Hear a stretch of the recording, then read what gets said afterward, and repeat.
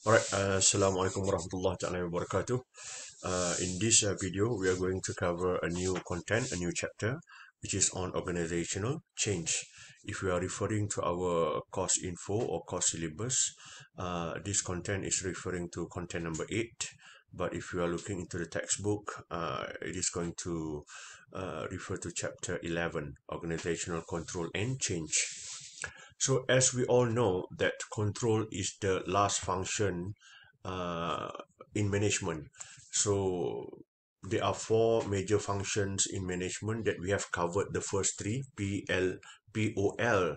We have already covered the planning part, the organizing part, as well as the leadership part. And then the last part in the functions of management is all about control. So these are some of the learning objectives. But for this particular chapter, I need you guys to go back to your course info to look at the content that we should cover in this particular chapter, because I have already slashed out many of the content from this particular chapter because it is not included in the course information. So for this particular slide, we will only cover from slide number 1 until slide number 16. So this is going to be a very light chapter for all of us. So the first one, organizational control. Managers monitor and regulate how efficiently and effectively an organization and its members are performing the activities necessary to achieve organizational goals. Common sense, why we need to have this organizational control, because all of the planning that we have already done, that we have formulated, all of the strategies, we did that at the very beginning of the year. We did that in the planning process, which could be last year, which could be at the very beginning of the year. We have designed the strategies for the organization to pursue. We have identified the vision and mission for the organization to pursue, for example. And then along the way, sometimes things happen, like what had happened this year with all the COVID-19 affecting all around the globe. So because of that reason, we need to react and we need to respond. And there might be some strategies that could not be pursued. There might be some of the activities that cannot be implemented due to the pandemic situation. So, but things needs to be evaluated at the same time.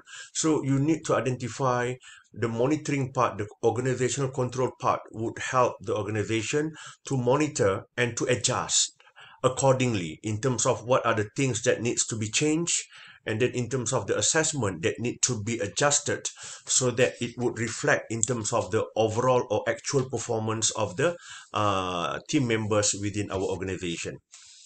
And then in the control system and IT, formal target setting, monitoring, evaluation, and feedback systems that provide managers with information about whether the organization's strategy and structure are working effectively and efficiently. It depends. For some organization who can afford this, who have the technical expertise in order for you to develop your own IT systems that can monitor the work progress within the organization, that I believe would help the organization. There are three types of control system that we need to know, and the control system can be implemented in the input stage, in which we call it as a feed-forward control. Why do we need to have a control system at the input stage? Because we need to ensure that the raw materials, the all the ingredients that we need in order for us to develop our final products are of quality products. If the problem lies with the materials that we use in order to produce our output, that would definitely affect the quality of the final product that we want to produce or deliver to the customer. So the input stage is one of the important area that we need to focus on. When we talk about the system, the system itself must be organizedly developed. It must be user-friendly in order for all of the team members to use that particular system. That is the input stage, which we focus problems before they occur. And then the second one, we talk about the conversion stage, which is the concurrent control. And we need to do this in order to manage problems as they occur. like the COVID-19 one, yes, it occurs right in the beginning of the year in bulan 3 bulan 4 hari tu. So somehow or other we need to manage the problems that occur. So since you guys were not here last semester, so when that happened at the beginning of the semester, so everybody was trying to adjust. So that is part of the concurrent control, in which the main focus is on the conversion stage. Conversion stage of what? From input to output. So in the middle process, that's what we call as the conversion stage or transformation stage sometimes. Yes, and then the last one is output stage. This is the feedback control. Manage problems after they arise. Sometimes the problems may occur after you have finally developed that product, after you have finally produced that product. It could be in the form of delivering problem, in terms of the handling problems, and then sometimes it could be in terms of the quality itself. So we need to look back before we deliver the products, the final products. We need to look back and then try to identify if there is any problem with our output or our final products. So that's what we call as a feedback control, to manage problems after they arise. These are another important thing that we can do at the feed forward control at the input stage. Give stringent product specifications to supplier in advance to ensure the quality of the raw materials. And then concurrent control, yes, I said about this in terms of the transformation process, from the input to output, or the middle process is what we call as the transformation process. They have an example here. Employee involved in solving problems of quality, finding ways to assemble products to increase quality and reduce costs. And then the feedback control is the corrective actions that needs to be taken after the product has been finally produced.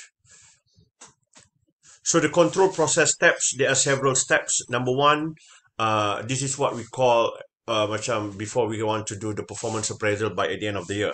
So the first thing that we need to do is, number one, you need to establish a standard of performance. How many products, how many KPI, how many outputs that you want them to achieve. So we need to establish that standard of performance at the very beginning of the year. And then you need to set your goals, your target against which performance is to be evaluated. And then step number 2 is about measuring actual performance. And then step number 3, we try to compare between actual and standard. And then step number 4, we take corrective actions. If actual dengan standard tu, the deviation is not that much, meaning that the deviation tu is something that is acceptable, kita target 1,000 and then they manage to pull off 989, so lack of 11 unit. So if we find that that deviation is acceptable, so you don't take corrective action. But if you find that that deviation is unacceptable, then you are going to take a corrective action. So number 1, like I said, establish standards of performance, goals, targets against which performance is to be evaluated. This needs to be done at the very beginning of the year, so that everybody is clear what are the things that they need to fulfill. It could be, it must be quantitative lah, supaya lebih senang kita nak tahu. Example 1,000 units, example 3 publications, example 4 research grants, for example. So that could be your standard of performance. Example 1,000 sales or 1 million sales by at the end of the year, and for bank managers in a particular bank. And then measure actual performance. This is when you do the evaluation part. You need to measure the actual performance, whether or not they exceed or they do not exceed the expectation. So you need to measure, yes, you measure first the actual performance. And then the third step, and then you compare. And then you need to compare between actual and against a standard of performance. So before you can compare again, that's why the first step is very important. You need to know the standard of performance first, so that when you come to the comparison part, it is easier for you to make the assessment between actual and standard of performance. And then the last one, evaluate the results if the standard is not being achieved. Like I said, Sometimes, yes, sometimes we might be able to perform above and beyond expectation. They ask us to deliver 1,000 unit. We are able to deliver 1,100 units, additional 100 units. That's good. Your performance exceeding the expectation. But sometimes we might fall short in terms of the target. And we intend to produce 1,000, but we managed to pull off 989, like I said, short of 11. So if you find that deviation, perbezaan tu, something yang we cannot accept, which is unacceptable, then you need to look back in terms of the KPI. Maybe in terms of the input yang bermasalah. Maybe in terms of the transformation process, all the machineries and equipments. Maybe in terms of the training, the people that is also on the input level. And so maybe we want to look back in terms of the KPI itself. Is it too high? Is it too much for them to fulfill? And so there are a lots of things that we can look at in order for us to make the changes. So that would be the end of this particular chapter. There is not much in this particular chapter, which is good. And so again, there are a few things that is important in this particular chapter. And the first one is the control process. Why it is important? Because sometimes things change. Because there are so many uncontrollable factors within the organization. We talk about the external environments, all of these which we cannot control. Government policy, the economy, the income, the spending of the consumer, or the trend, all of those are something that we cannot control. And then, so because of that reason, we need to have this control process so that we can adapt and adjust. It is very important as a manager that we are able to anticipate changes that is happening within our organization so that we can make necessary changes along the process. And then when it comes to the types of control, kita dah discuss tadi ada 3. Since we have the time, kita revise balik sekejap. And in terms of the type of control, we have 3 types of control. Input stage, which we call as a feed-forward control. And then at the transformation stage, which we call as a concurrent control. And then conversion control. And then we have at the output stage, which is the feedback control. Why all of this control is important? Because things could happen in any of these stage. If it is not on the system, it might be on the machineries or the equipment. If it is not on the machineries and equipment, it might be in terms of the delivery system that cause the products to be delivered not on time, for example. So as a manager, we need to look at in terms of problem tu berlaku dekat stage yang mana lah. And then the last one, we talk about the control process. There are 4 stages. There are 4 steps. We go back to the first step in which you need to set the KPI. You need to set the performance goal. You need to set the standard of performance. Why it is important? Because it is a peace of mind for the employees at the same time. If they know what are the things that they are going to be evaluated on at the very beginning of the year, so yes, that would give them a peace of mind.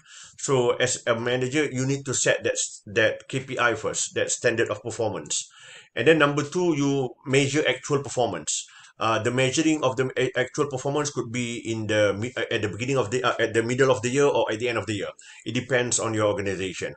And why you need to measure? Because yes, then only we can make comparison. So the third step is for you to make a comparison between actual as well as standard of performance. And then step number 4, then you evaluate. If you find that the achievement exceeding the expectation is good, but sometimes when they do not meet or achieve the expectation, so you need to decide whether that deviation is acceptable or not. If it is not acceptable, then you need to identify in terms of where does the problem lie so that you can make the changes. But if the deviation is acceptable, then you can just simply move on. All right, so that would be it for this particular chapter, and so I'll be seeing you again in the next chapter. So assalamualaikum and have a good day.